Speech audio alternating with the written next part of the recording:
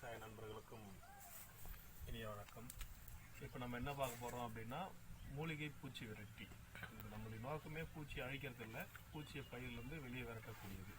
அதற்கு இயற்கை முறையில் நம்மாழ்வார் ஐயா சொன்ன வழிமுறைகளில் சில தழைகளை எடுத்து இப்போ வந்து நம்ம அதுக்கான எப்படி அந்த தழைகளை செலக்ட் பண்ணோம், அதனால் நமக்கு என்னென்ன நன்மைகள் அதை பற்றி கொஞ்சம் விளக்கமாக சொல்கிறோம். இப்போ நாங்கள் கிட்டத்தட்ட ஒரு 10 இலை எடுத்திருக்கோம்.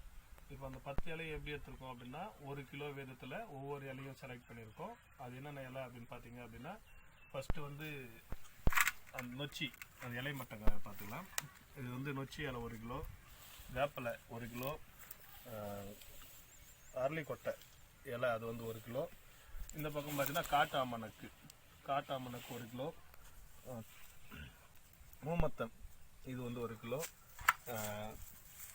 பப்பாளி இது 1 கிலோ, பிரண்டை 1 கிலோ, எருக்கு, மலவேப்பிலை, கொய்யா, நொன்னா,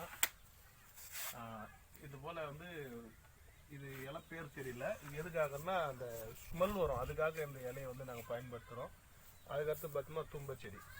இப்படி இலைகள்லாம் செலக்ட் பண்ணியிருக்கோம். இதை நம்ம எப்படி செலக்ட் பண்ணோம் அப்படின்னா ஒரு 3 ஃபார்முலா சொல்லியிருக்கோம். ஒன்று கசக்கக்கூடியது, இன்னொன்று ஆடு மாடு தின்னாத இலை, 3வது வாசனை வரக்கூடிய இலை. இது 4ம் வந்து ரொம்ப முக்கியமானது. இந்த 3 வந்து நம்ம பயன்படுத்தி இதை வந்து தயாரிக்க போகிறோம். நாங்கள் எல்லாமே சரிவிகிதத்தில் 1 கிலோ எடுத்துருக்கோம். இப்போ அதுக்கான ஃபார்முலாவும் நம்ம சொல்லிட்டோம். அது எப்படி நம்ம கட் பண்ணி இந்த மாதிரி ஒரு 200 லிட்ரு அளவுள்ள கேனில் போட்டு நம்ம ஊற வச்சு இதை 15 நாள் கழித்து நம்ம எடுத்து பயன்படுத்தலாம். எத்தனை கிலோ நம்ம போடுறோமோ அத்தனை லிட்ரு கோமியம் ஊற்றணும். அதான் ரொம்ப முக்கியமான விஷயம். இப்போ அந்த நாங்கள் வந்து சாம்பிளாக சொன்னோம். இப்போ ஒரு 10 கிலோ கோமியம் வந்து எடுத்து வச்சுருக்கோம். அந்த கோமியத்தையும் இதையும் சேர்ந்து தூளாக நெருக்கி அதில் போட போகிறோம். நன்றி.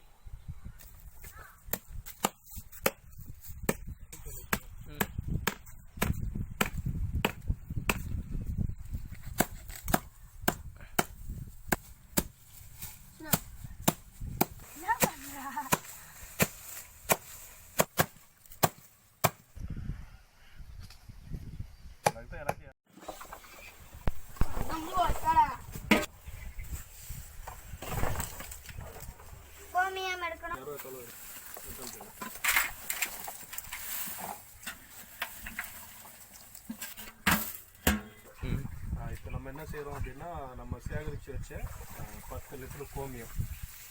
இப்போ இந்த 10 லிட்டரு கோமியம் இது மொத்த பொருளுடைய எடை பார்த்தோம்னா 11 கிலோ இல்லை 10 கிலோ வரும். இப்போ இந்த அதுக்கேற்ற அளவுக்கு நம்ம என்ன செய்யணும் அப்படின்னா இந்த கோமியத்தை ஃபுல்லாக இது வந்து 4 நாளாக சேமித்து வச்ச கோமியம். அதில் அடர்த்தி இன்னும் கொஞ்சம் நல்லா தான் இருக்கும். போதும். இப்போ 15 நாள் ஊற வச்சு 10 லிட்டரு 1 லிட்டர் வீதம் நம்ம பயிருக்கு வந்து இதை தெளிப்பான பயன்படுத்தலாம். போதும்.